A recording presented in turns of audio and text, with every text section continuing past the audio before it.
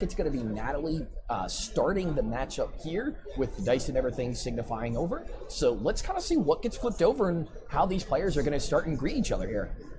Yeah, let's take a look at that opening hands. We go in for the handshake, flip over, and there's the Mewtwo straight up. Another card we've not talked about yet is that Carbink and the Carbink break. Another really good answer for those late game situations that Natalie has. Can really replenish those energies. Diamond Gift, getting 2 energies out of your discard pile and attaching them to your fighting Pokemon really gets that late game energy flowing. So she's got plenty of energy acceleration to apply pressure at all points in the game. Yeah, I mean, this is something I like. And, you know, the good thing is that Carbink is a pretty good card against this Mewtwo. Just because, like, when you have the breakout and you're using the Diamond Gift attack, it only costs 1 energy. Yep. Meaning Mewtwo's only hitting you for 40 damage. They're 3-shotting a Carbink break while you're sitting there saying, all right, I'm just going to put all my energy all over the board while you're doing this. So, while I love seeing the Mewtwo as an open for Alex, Natalie said, well, all right, I'm just going to open Carbink anyway, so your Mewtwo's not going to do a whole lot. I'm going to try to do my best to play around. Yeah, so Natalie's turn here. She's going to go with that Nest Ball. This is an important change that we were noting in her list when we were looking at it. She does not play Brooklet Hill. Instead, she's opted to play 2 Nest Balls and 2 Parallel Cities. Both players actually packing 2 copies of Parallel City. So we're going to see a lot of that back and forth, setting each other down to 3 bench at the max. Definitely going to come into play. So goes with that Nest Ball instead of the Brooklet Hill. Right. Goes ahead and gets the Buzzwole anyway. Gets strong energy and a Fighting Fury Belt. Those are 2 very good cards to see early. That already is worth 60 damage on the first turn. Granted, she can't attack right now, but that's kind of the perfect couple set of cards. A Max Elixir really just kind of rounds the turn out. There's the energy straight to Zygarde EX. Didn't even go for the full 6. You saw it. You saw the first 2 cards were energy. I'll just put one of these here. And I mean, and I really like seeing that energy go into the Zygarde because actually putting it on the Buzzwole would be extremely risky because Alex could actually just hold a Guzma double colorless energy, and if he has it, I would actually just play it here. Yeah, go ahead, soften up that Buzzwole. Certainly would be great. Of course, Alex is playing a Zoroark deck, and if you have Ultra Ball in your hand, 9 times out of 10, that's going to be Lele for Bridget because you got to get Zoros in play. Now, having all of those fighting weak Zoro and Zoroarks on the board, certainly scary against a deck that is primarily fighting attackers, but at the end of the day, you need to be trading as much as you can. So he's going to see this Ultra Ball here, discards a Lycanroc, and he's also going to discard a Float Stone. And unsure of what the confusion there is, I guess just the location of his discard pile. And he's going to search through here. Certainly got to be a Tapu Lele as he pulls it to the front of the deck. Checks the hand to see what other options he has available before he goes for the Wonder Tag. He's going to search. Actually, he's going to get Cynthia here, so the rest of his hand must not be too strong. Well, so what I did see is double Puzzle of Time. And a second Float Stone, so I don't think he really wanted to cold those cards. Those really aren't the things that you want to see early, and he actually has a 3rd Puzzle of Time in his prizes already, so if he had actually had to use those for any reason, I mean, it really could have been an obnoxious situation going into the later turns of everything for him, so I think his Cynthia was one of those, like, this is just something I have to do. Right, yeah. Bridget there, sure, you might get some Zoros and a Rockruff in play, but then you just have no solid follow-up, right. So this is going to be a safer play. Definitely not as strong as getting Bridget, but as long as you draw a couple basics, it's certainly fine. He does get a Zoroa down. That's okay. And Psychic, it'll do 40 damage. That's not even. I'm sorry. He doesn't have any energy. You're right. It's 20. Yeah, he's not weak to Psychic. I mean, this Carbink is really like one of the best cards that you could almost have against that Mewtwo in this deck, just because of all the things that it has going for it. Right. But coming over from Natalie's side, I mean, she's really on this optimal start. So you'd think when taking out Brooklet Hill, you would start to see you wouldn't see the setup be as fluid on these first couple turns. You wouldn't see all these basic Pokemon. And not the best hand from Natalie. I mean, that N really is going to help her to be able to try to fix it. But the Parallel City is also very good. Alex's bench is already looking really rough. I got a Mewtwo in play and a Lele in play. So he's only got 2 other spots to actually put down any Zoroas or Rockruffs. So that Parallel City really hurts. And that makes both of his Parallel Cities actually unplayable until he can find a Field Blower to try and flip it around. And as I say that, he does have Field Blower in his hands, so I'm sure he'll probably opt to go ahead and discard the Parallel City and then one of the Fighting Fury Belts in play. And already taking a little bit of pressure with that 60 damage on the active and 30 to the Zoroark. Yeah, really interesting to see this here. Just again, I'm liking this. I want to see how this kind of works out for Natalie. I was kind of expecting that Zygarde to come into play instead of the Mewtwo just because it doesn't have the psychic weakness. Right here, she's put herself in a position that Alex doesn't have to do anything. He literally can just say, attack, and she's hitting. Alex is hitting that Buzzwole for 140 damage. I mean, that's a lot, and she just gave that to him. Whereas the Zygarde would have been a little bit more softened up and everything in those situations. But overall, we're going to kind of see how some of these Pokemon and everything play out. Those Fighting Fury Belts are going to make a really big difference when it comes time for the math and everything as you go through this. Yeah, so those Fighting Fury Belts and that Parallel City, let's go ahead and talk a little bit about what those have done. Alex has already played a Field Blower, which means that's one less Field Blower he has to turn off Garbotoxin later on in the game, which means he's only got one more Field Blower. He does play those puzzles at a time. But with only one more Field Blower, it might be difficult to draw that in those late game situations where he gets into a low hand size and then Garbotoxin locked. Now, Natalie has no Trubbish on the board right now, so she's not threatening that, and we're certainly not towards the late game. So Alex has got some time to develop that, and does find the Parallel City, flips it back around on Natalie. Now she has to discard down to 3 bench. This does 2 things. It, again, forces her to discard one of her bench Pokemon, but it also protects Alex from getting Parallel down to a 3 bench size, because she can't play a stadium of the same name, even if it has a different effect, because you're playing it on the opposite side. Right. So here you see she's contemplating. She's probably going to end up discarding the Leyland, which you usually see here, but I think she's thinking about potentially going with the Carbink just to get rid of that damage off the board. So we do end up seeing an Enhanced Hammer followed up by Alex. So definitely a good move. I like putting that Enhanced Hammer there because it means that Mewtwo has no way of actually getting knocked out.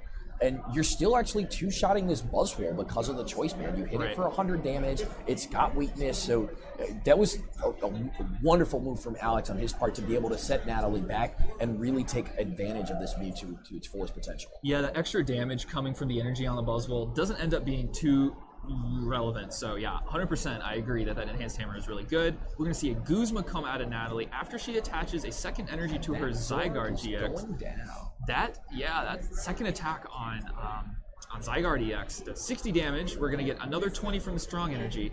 Fighting Fury Belt makes it 90. After weakness, that's a clean 180 and knocks out the only Zoroark GX that Alex has on his board, and Natalie's going to take her first 2 prizes of the game. That's actually kind of why I was thinking to, the Field Blower there was interesting. I liked Natalie's play by putting so many tools and that stadium into play right off the bat. So if Field Blower did come down, Alex was going to have to make a tough choice on choosing what tools and what stadium to actually end up discarding. Yeah. But a really timely end there is a follow-up from Alex, immediately responding to that 2-prize knockout from Natalie. So she's deciding, hey, I'm going to put you down to 4 cards here. You don't have anything like Octillery. You don't have an Oranguru or anything. So you don't even have your Garbotoxin up or even a Trubbish to really start locking down my Zoroarks and my trades. And in the meantime, I'm going to put a lot of pressure on this Zygarde with Lele, something that you cannot return a knockout with next turn without some sort of crazy double max elixir play. Yeah, this Lele is definitely safe. Going to set up another clean 2-shot for the Zygarde. Alex spreading some of the damage around here and draws some basics. He needs to find some more basics, and he does get a couple there. Zora and a Rockruff has a little bit healthier of a bench than he has been operating with so far, and the energy drive will be 100 damage. It's actually, now that I think about it, might not be an easy 2-shot here. If Zygarde uses that Cellstorm attack again, it heals 30 damage. And it has a Fury Belt. So it's actually a little bit bulkier than it looks, and it might be a little difficult for Alex to actually get that 2-shot there. It's worth noting, Natalie, she does not play any Acerola or any real healing cards in this Buzzwole Garbodor deck. The deck typically does not play any of those healing cards, so this damage on her board is adding up, but that Cellstorm attack really kind of helps with making that Zygarde last as long as possible and really go the distance. Yeah, I mean, this is what I like to see, though, from Alex. Playing a little bit of a war of attrition. You don't need to be taking early knockouts. You just kind of want to put pressure. You want to put damage anywhere that there's energy to be able to put your opponent in situations where they're going to have to send up damaged attackers rather than having these fully forced guys ready to go through and take a couple prizes like you normally see. Yeah. The Zygarde is going to pose a little bit of problem, like you said, with that Cellstorm, but it is something that Alex will still have the option to take a knockout with, whether he uses Riot of Speeding or a couple things. He may end up needing to find a Field Blower, depending on how he decides to work his math. But because Alex is playing a copy of that Mew, if Natalie doesn't get that Garbotoxin in play, Alex really just basically needs to get down to 2 prizes. Right. And that's how the game is going to go. Those 4 cards that Natalie has drawn, none of those are Trubbish, which means Garbotoxin is still quite a ways out. And the Cellstorm is going to be, should be 90 damage in total.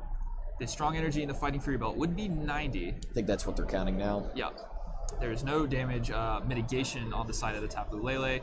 So we should get the 90 there. Like I was saying, heals the 30 off the Zygarde. So with that Fighting Fury belt, it has 230 HP total. After that 70 damage, that's still effective 160 HP. So it's really difficult to get that knockout still. He's going to have to use a GX attack or something. The right is beating not going to be enough to get there. So he's going to, he's going to have to play a Field Blower. And if he plays a Field Blower, that's his only other Field Blower. And that means he's not going to be able to remove Garbotoxin. So as long as Natalie's bench does not have space for the Trubbish, Alex is okay to go with that Field Blower play and has a little bit of space, a little bit of breathing room to do so. So we see the Ultra Ball going to discard 2 more Rock Ruffs. Not interested in benching a second one and trying to set up Lycanroc. Goes back on it and discards a Strong Energy. We're going to go and see what it is he's going to get out of the deck. Could it be a Lycanroc maybe? Is he looking to Bloodthirsty Eyes and pull up that Buzzwole with energies? I kind of like that, but at the same time, I don't really want him to be able to get off another Cellstorm. That Cellstorm's going to be able to pick off that Lele at any point. If you're going for a Bloodthirsty Eyes, I feel like you want to be going for that Buzzwole on the bench that has no damage. Mm-hmm. We'll see here. He's going through the deck. I have seen him pull the Lele up. It looks like it's going to be a Mallow play. He's bringing 2 puzzles to the front of the deck, checking his discard pile here to see what those 2 puzzles could target. He's got trade available, so if he Lele's, Ultra Balls for the Lele, and then plays it Wonder Tags for Mallow, and then Mallow put those 2 puzzles on top and trades into those 2 puzzles, then he can get any 2 cards out of his discard pile, and I think that's what he's looking to do. If he has a double colorless in his discard pile, I actually really, really like that. 1, 2, 3, 4, 5. It's 100, 140, 14, and 7. No, that's actually still not enough. Right. He does have a Field Blower in his discard pile as well, though. Right. That could be the second card he targets with the puzzle. We can see he has got double colors in hand already as well. Oh, yeah, so if he has a double colorless, he grabs the Field Blower. Yep. He actually could definitely set up this knockout to be able to take out the Zygarde, and even if he wants, get like the Enhanced Hammer to rip that Strong Energy off the Buzzwole on the bench. That would just put him in a position that just really makes Natalie just have to scramble for cards. And when not having the Garbotoxin, to put Alex in the position of not having trades and not having her own Octillery Rangaroo herself, she's going to be at a major disadvantage when trying to take her last 4 prizes. Yeah, and this double puzzle play is necessary if he wants to go for the Field Blower knockout here, because he prized his other copy of Field Blower. So this Mallow into double puzzle, absolutely, it's a brilliant move here by Alex Bunker here, and gets that Enhanced Hammer. Like you were saying, this is going to be a really big swing turn for this Zoroark Lycanroc deck. The retreat of the Lele is going to go, it's going to be Right is Beating. Right is Beating will be perfect math, 120, after removing that tool card. Mm-hmm. And there it is. He's going to keep the Parallel City in play because it is certainly facing the direction he wants right now. Removes that Strong Energy, and Natalie's board looks a little anemic. Right. The only thing she's got is his Buzzwole with 1 energy, which, unless we see, again, she's got a Max Elixir in hand. That Guzma was actually, I think, like the exact card that she wanted. Actually, she doesn't really even need it. If she hits this Max Elixir here, she could just go into the Buzzwole and take a knockout on the Zoroark. But if she does that, Mewtwo Evolutions just comes up and says, hey, you've got 3 energies. Take that knockout right back. Yep, 1-shot knockout. You don't even have to use the Mew EX. There's definitely some... 5, 6, no energies off the Elixir. Ooh, that's not what you wanted to see. All right, for Natalie's side here now, suddenly this turn is a lot less explosive. She can maybe Jet Punch. It's not really great. You really don't want to attach a second energy if you're just going to Jet Punch. And she's going to go ahead and concede because that board position was just not a great situation for Natalie. Alex, off of his prizes from that knockout, got another Enhanced Hammer as well. So if she attaches that Strong Energy and then Jet Punches, he just remove that energy and then put more damage on the board. And definitely a smart concession out of Natalie. Yeah, you don't really have to worry too much about the time in this matchup because you are a relatively fast-paced deck. Even Alex's deck, sure, it's not as fast, but you really shouldn't see these crazy long games between this kind of matchup. The prizes should go relatively quick.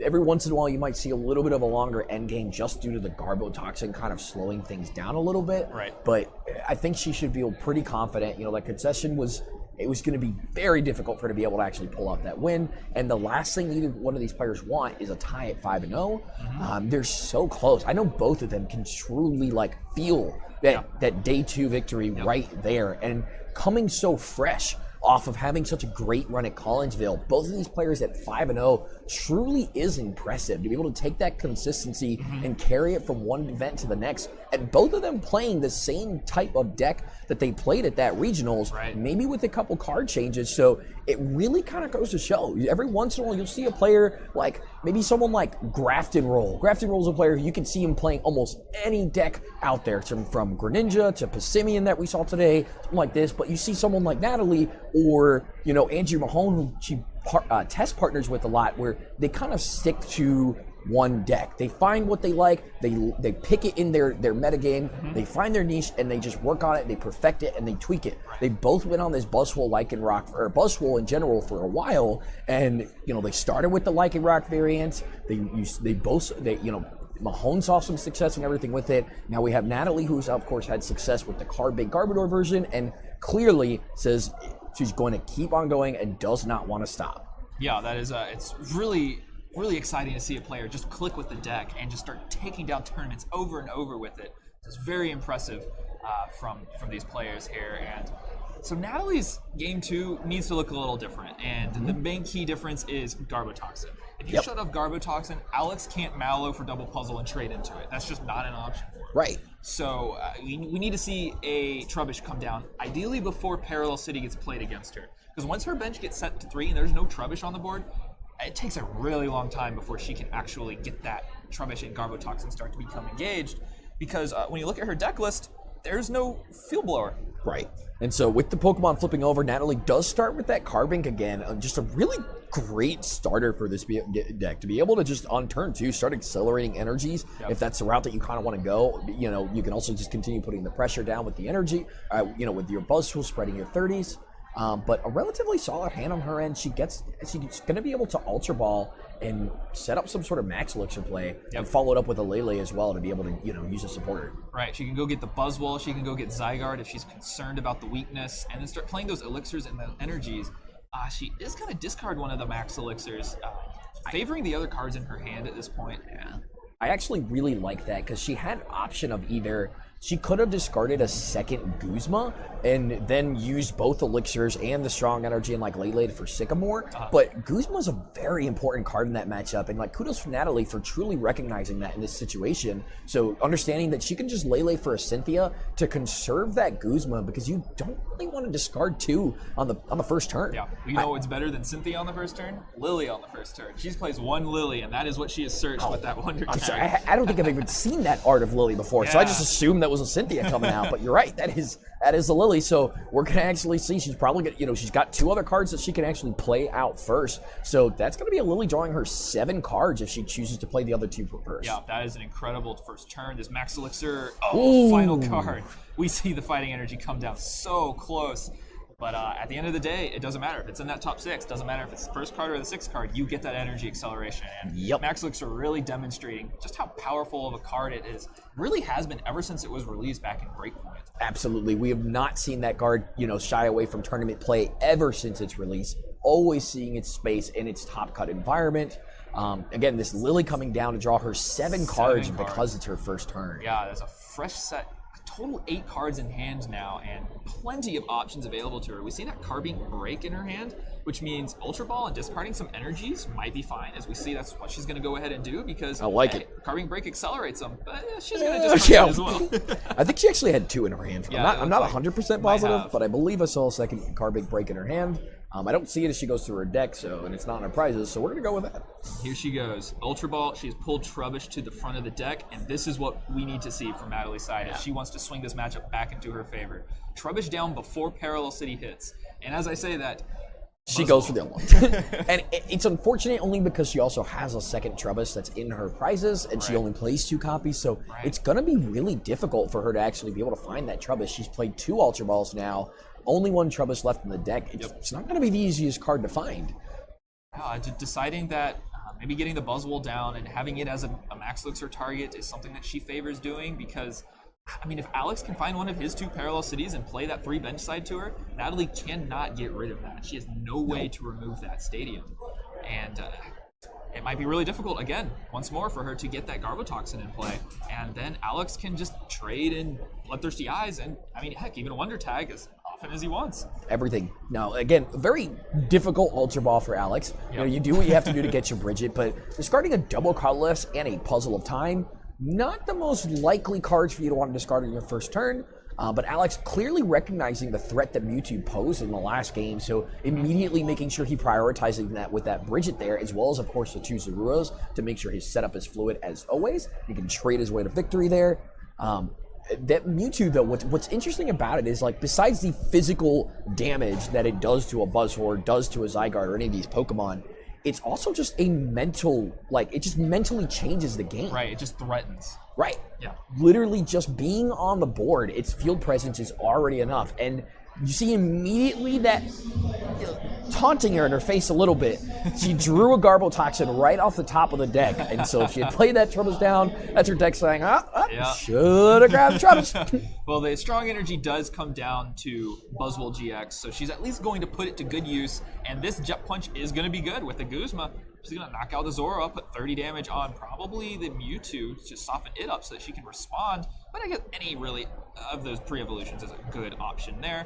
So at least she's putting that Buzzwole to good use, and she can try and get that Garbotoxin later in the game.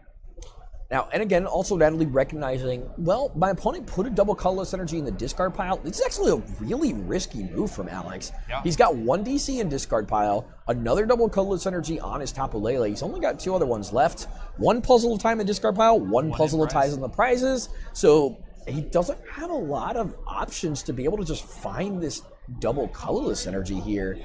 I mean, yeah, you could find a Floatstone too to be able to get out into that Lele, but yeah, that was a really risky move on his part, and really hoping that it pays off here. Right, yeah. If he doesn't draw the double colorless, that Mewtwo is just going to take a hit, and it probably doesn't get knocked out, but if it gets softened up, then he, you don't want to see that Mewtwo go down early. He does have a trade available to him, so he's going to trade a Zoroa. Draws 2 cards. It looks like Mew N, maybe? Mew EX and N? I think it was Lycanroc GX and N. Lycanroc and N. Well, in either case, neither of those are double colorless energy. He's going to evolve into Lycanroc GX, activates the Bloodthirsty Eyes to pull the Lele, and it's going to be some stall tactic with that as he passes. Has to evolve the Rockruff, otherwise it gets knocked out by Jet Punch, so you might as well. I kind of like that. Pulling up that Lele there, Natalie's most likely answer to this is going to be a Guzma. If she Guzmas, the Mewtwo's no longer in the active position. Yeah. I mean, of course, she can Floatstone out of the active as well. We don't pull it. But if she Floatstone's there, that's 1 less Floatstone that's going to be going on the Garbotoxin. So for a situation, like you said, you have to evolve it anyways. I think it was a really good use of it in the end. And in the hypothetical clock that is Parallel City coming down against Natalie, it is still ticking. It is not yet rung, so she can still Ultra Ball for this Trubbish and get it down. This has to be the time where she does it here, because Alex's board is not particularly like super abilities right now, but you can't help but think that that's what she needs to do. Right. And I mean, I can tell you, if the Garbotoxin was already on board, if it was a priority and if it was already locking down trades, this matchup would be very different. It would be forcing Alex to prioritize the Garbotoxin and Trubbish himself. Yeah. You know, and when Buzzwoles aren't getting damaged as their energies are being loaded onto it, like you can't really do that. You can't just let a Buzzwole get to 3 energies. It's just not a reality. Right. So Natalie's turn here, after Ultra Balling for the Trubbish, is going to attach a Fighting to the active so she can retreat, and then Sycamore's 0 cards from her hand and draws a fresh set of 7. So the best Sycamore you could have. Definitely a good idea she put that Fighting energy there, because she did not hit the Floatstone. Yep. So we are going to have to see this Zygarde come into play. I like this little bit of a change of course. I think she also realized how much damage that Mewtwo was dealing last game. Didn't want to leave that Buzzwole up, especially with only 1 energy, and get trapped just like she did in the previous game. Right. So quickly learning her lesson there and deciding to utilize the Zygarde for what it's meant to in this game.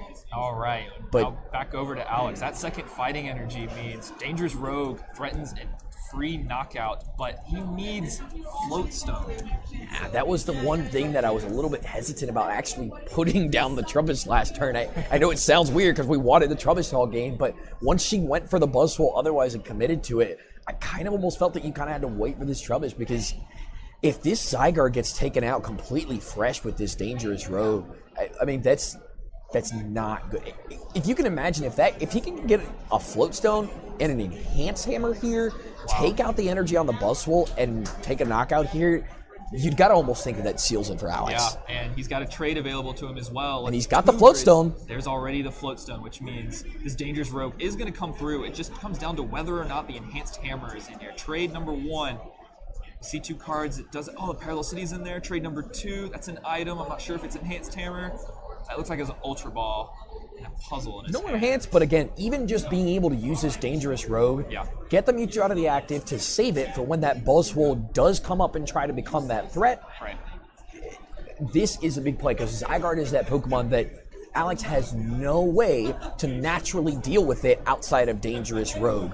And so to be able to get to use a Dangerous Rogue on that 2 energy Zygarde, not allow any Shell Storm shenanigans, any of that nonsense to come into play, I mean, that's the best use that he could have gotten out of that card. And now one downside to this play for Alex is he had to Float Stone the Mewtwo, which means he can't Choice Band it without Field Blowering it off, which means it doesn't pose nearly as much of a threat. So he either has to Field Blower that in order to get a knockout on Buzzwole hitting for weakness, or he can use his Mew EX as long as there's no Garbotoxin in play. So that's maybe one downside, but at the end of the day, knocking out that Zygarde is very much worth it. I would agree. I definitely think it's a good play either which way. Yes, it's going to be an unfortunate situation, but he does play the Field Blowers, and he doesn't have any prize. I don't think he played one just yet, so he has both of them still in his deck. He has literally the Mallow in his hand actually.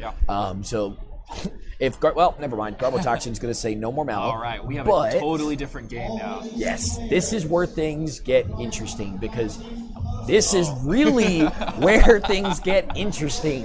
You see Natalie saying, I am not going to let... Oh, wait, it's not. No, it's actually not even knocked out. It is. The strong energy will be 50 damage. Oh, that's math. That's how you get to 130, yes. So the Mewtwo is going to get knocked out, and the Garbotoxin is going to come into play. Alex has not gotten to play yet in this under these conditions. It has not happened. This is where Natalie's deck is actually going to be able to take its shine. This is where it does its best things. Like, it does not want trade to be come into play. Right. If you just talk about the attrition and the basic, if you erase the abilities that are on all the Pokemon that are on this play, it's a clear winner that says, no, of course, there's no way all these Fighting League Zoroarks can handle all of these Buzzwoles in the Carbink without their abilities. Yeah, now there's two things to note here is, as we see the Enhanced Hammer come down one turn a little bit too late, but Parallel City has come down.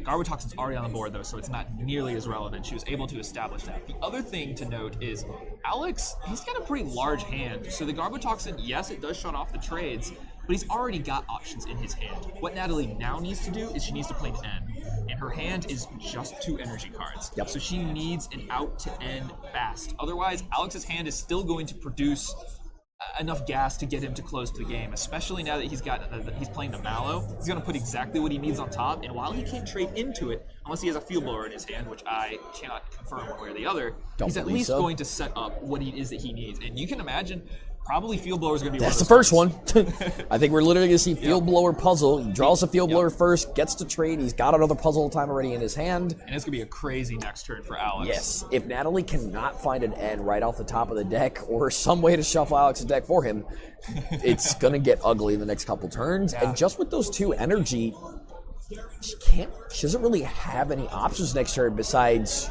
Jet Punch. Right, yeah, that Enhanced Hammer really coming into play here because if she had those 2 energies on the active, then another attachment means she can knock out whatever comes up and attacks into her. Yep. But now Jet Punch is just not going to be enough. So while it was a little bit, a turn too late, it was still a turn just in time finding that Enhanced Hammer there. And Float Stone. Yep, so she drew a Float Stone. Actually, that's a very good card to draw there. Not of the best, but Diamond go Gift into is the good. Right. Actually, it's a pretty good card to be able to find off the top of the deck. So Diamond Gift does a measly 20 damage, but most importantly, we're going to put 2 energies right onto that benched Buzzwole with no damage on it. Opting for the basic fighting and not the special, trying to dodge a double puzzle for that Enhanced Hammer, which we know Alex just set that play up himself. Right. So there's no way that he can remove those energies without having a Guzma and knocking it out with Mew EX. So the Field Blower comes down, removes the double Float Stone. the one that Natalie had just played, and more critically, the one that was shutting off his abilities through Garbotoxin, and he's going to trade into that puzzle he mallowed for, and another card.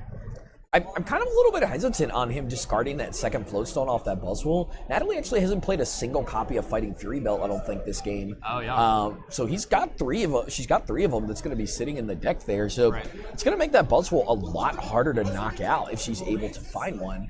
Yep. And the free retreat, yeah, it's nice to have, but it really wasn't going to do a whole lot. It's a tiny micro decision that could definitely swing either way, so we'll have to see if it ends up coming into play here as the double puzzle comes down. He wants an energy card, and he's already got a puzzle in the discard pile, so if he does not target puzzle, then he can't double puzzle anymore. We know that fourth one is in his prizes. He's going to get that puzzle, like I'm saying right now. So if he ever gets that final puzzle out of his prizes, he can get another 2 cards out of his discard. But it's in a position where he probably doesn't draw it. Yep, he will probably never see that puzzle of time, unfortunately. For him, we know this in this position, but he doesn't. So he just knows it's in the prizes somewhere. I'm a little hesitant to make that move in Alex's position just because it's in the prizes, so you're really just saying, I've got a 50-50 chance this card's completely useless, or a 50-50 chance that it might actually do something. But you also need to make sure that you conserve your field blower, so I can completely understand the rationale and everything going behind it. Yep. But of course, he received this Mew EX, you just have to threaten it. Alex Bunker says, you know what? Oh, wow. I've seen your hand. You clearly aren't doing anything. I'm going to show you mine. I'm going to lay my cards on the table. I will put this Mew in my hand. I will lay for the Guzma even. I am going to show you what I have and say, what are you going to do about it? He's going to play these cards right now. He hasn't played a supporter this turn yet. He's knocking out that Buzzwole this turn, Mike. Oh, yeah, right. Double Wait, colorless Guzma for the Buzzwole. Yep. Yeah, and when he knocks off that tool with the Garbotoxin, now Mew is active and can attack, and he's going to copy. That's right as beating. I do not. This is going to be a very, very difficult game for Natalie to be able to come back from. Diamond Gift that's exactly what it's for. Yep. You got Diamond Gift, you'd hopefully say you have Garbotoxin, but her hand is again just 2 energy. And she drew another one off the top. Not good at all. Alex just needs a Guzma, and he's got access to trade. He doesn't have it in his hand right now, and there is one in his prizes. He does only play 2 of them. So actually, he has no way to play Guzma. There's no way to play Guzma. There's literally no way of playing Guzma just because of that. Yep. He will knock out the card bank, and guess what? That puzzle we said he wasn't going to get, he might grab it here. He either gets that or he gets the Guzma. Either which way, so it's a pretty good 50-50 here. Yep. He's going to attach the Floatstone, looks to retreat and save the Mew for later. That's a decent move. He's going to go in, attach an energy to the Lycanroc that he retreats to. Claw Slash will be a knockout. It'll do 110 damage. And we'll see which of those prizes he draws. Natalie has to draw a live card here, otherwise she's just going to lose this game. It's another energy card, and that is going to be the match. Natalie just drawing too many energies and not enough other active cards to really continue applying pressure in the matchup. And Alex Bunker